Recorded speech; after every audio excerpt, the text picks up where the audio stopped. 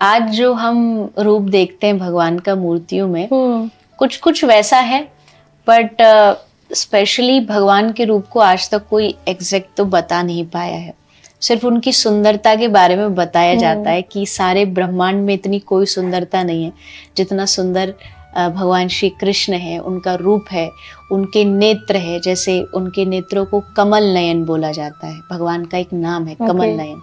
इसका मतलब होता है कि उनकी आंखें हमारे और आपके जैसी नहीं, उनकी आंखें जैसे कमल का फूल होता है, हाँ, वैसे यहाँ से शुरू होके कान तक आती है। उनका आकार, जो आंखों की जो शेप है, वो बिल्कुल कमल के फूल के जैसी होती है। उनका जो पूरा स्वरूप है, हर एक स्वरूप में चरणों में चिन्ह बने हुए हैं, 5 प्रकार के चिन्ह हैं, शंख का, गदा का, अंकुश का, ध्वजा का।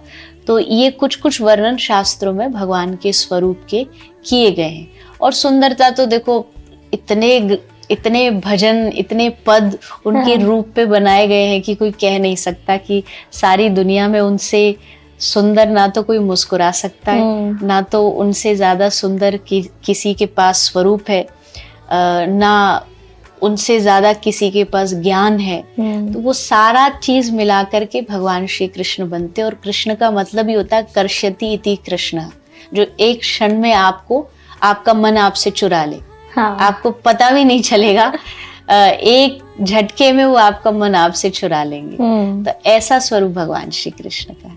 और राधा जी का कैसा स्वरूप है? उनका तो ऐसा कृष्ण भी ना देख पाए। अच्छा। वो तो उनकी भी कई गुना, उनकी शास्त्रों में कहते हैं श्री किशोरी जी की जो पैरों की जो नाखून है, नख है, उसमें भी इतनी ज्यादा प्रकाश है कि उसको भी आप डायरेक्टली आंखों से देख नहीं पाओगे। अच्छा। इतना ज्यादा उनके भीतर प्रकाश है। और उनका स्वरूप, जो उनका भोलापन है, जो उनकी स्वभाव है, जो उनकी दयालुता है, वो उनके आंखों में झलकती है। करुणा जो है वो उनकी आंखों में झलकती है। इसलिए हमारे ब्रज में खूब भजन गाए जाते हैं, किशोरी मेरी करुणा की भंडार। तो उनका स्वरूप तो ठाकुर जी से कई गुना बढ़कर है। इसलिए हमारे ब्रज में अगर आप देखते हो कभी, बिहारी जी या राधा रमन जी, ये कुछ फेमस मंदिर है वृंदावन के, तो वहां पे राधा रानी नहीं है साइड में।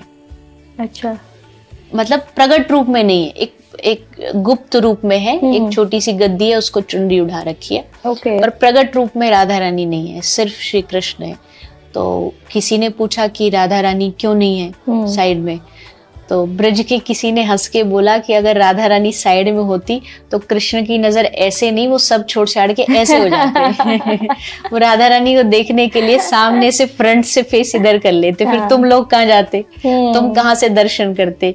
इसलिए श्री राधा रानी ने कहा कि भक्तों को दर्शन दो, मैं हट जाती हूँ, आप उन्हीं को अपना मुखमंडल का दर्शन करो। अच्छा। तो ऐसा स्वरूप राधा रानी का कि ठाकुर जी भी अपने आप को रोक नहीं पाते उनका दर्शन करने से।